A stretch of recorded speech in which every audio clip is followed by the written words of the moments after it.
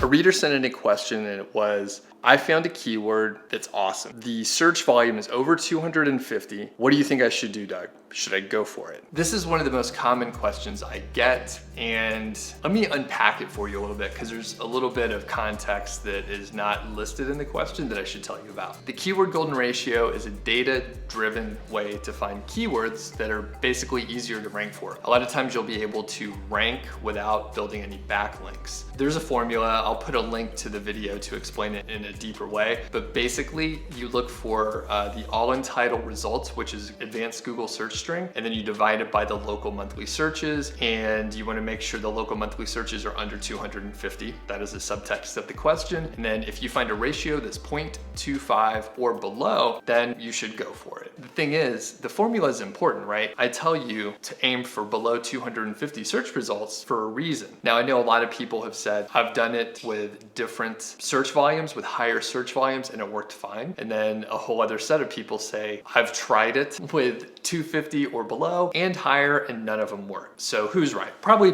both of them. Honestly, there's a lot of ways to apply this formula incorrectly, but here's the deal. If you're asking me if you should go for it, I'll give you a couple scenarios. I'll tell you why the search volume matters. I'll tell you who should go for it, right? What kind of person should go for a search volume over 250? And I'll tell you if you should think twice about going after a search volume over 250 or not. And with that, I'll give you a little advice if you're unsure what to do. I'm Doug Cunnington. I talk about Amazon affiliate sites and project management. So have a look at some of the other videos, and if you like what you see, please subscribe. Before I tell you why the search volume matters so much in this scenario, I'm gonna put a link in the description and probably a card to show you some of the keyword golden ratio or KGR success stories. So do check that out if you're new to it, or if you're unsure if this like KGR thing is gonna work, check out the videos because these are viewers just like you that tested it out, and then I talk about the results with them. So here's why the search volume matters. Now, I haven't tested this stuff in a very like scientific way at all, but through my sites and through my students' sites, these are my observations. Basically, it seems like a higher search volume takes longer to rank for. There's a couple things in play here, right? So a higher search volume usually means it's more profitable. So if you're comparing a search term that gets 5,000 searches per month with one that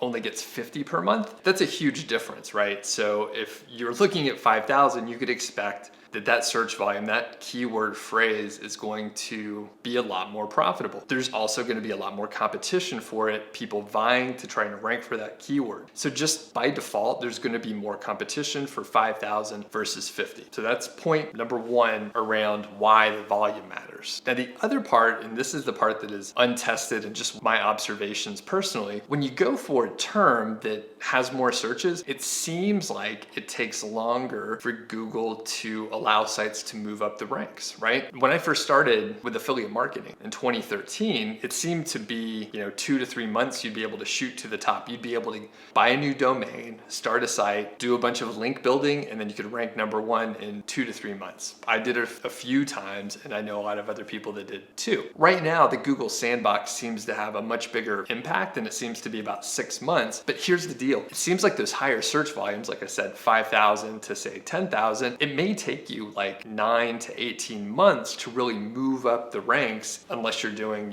some crazy link building and some crazy outreach with a large budget. So if you're just building a site and you're kind of taking a slow and steady kind of approach, it's probably going to take you longer to rank for those higher volume search terms. So that's why the search volume matters. Number one, if it's a higher search volume term, it's more profitable, and basically more people are going to be competing for that same term or set of terms that you're after as well. And number two, it seems like the Google sandbox takes longer for higher volume search terms. Now, let's talk about who should go for it. This is kind of, my personal advice. You should probably go for it, right? If you found a term that you think is good and it's over 250, the cost of you writing an article or having an article written and posting it is pretty low, right? The upside is high. It could rank. You could make some good money. It could be like the term that helps your site break out, and you should just go for it, right? If you've done the keyword research and it looks good, let's say you Google the term and the competition looks acceptable, you have a good feeling about it, go for it. The consequence is very low and the upside is high. In the worst case scenario, you will learn something by,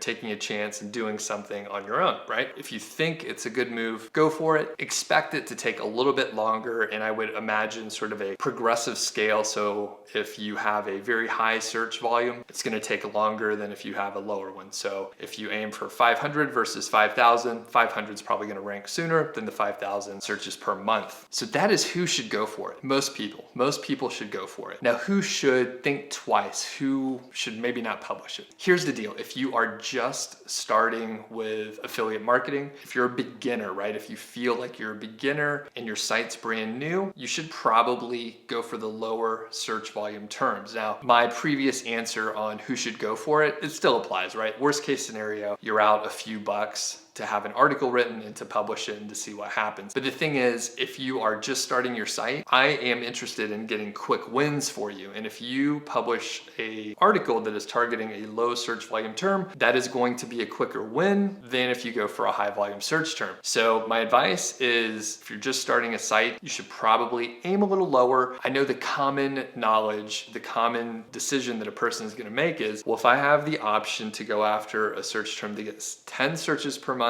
or 1,000 searches per month, they're gonna think, I'd prefer to get more traffic, right? I'd prefer to get more traffic and probably earn more money. But the problem with that is what everyone thinks, right? Everyone's like, hey, you know what? I'm gonna opt for the thing where I could make more money. It is literally the most obvious choice, but that means there's more competition. So if you aim lower to begin with, you're gonna get quicker wins. You're gonna understand that this model works.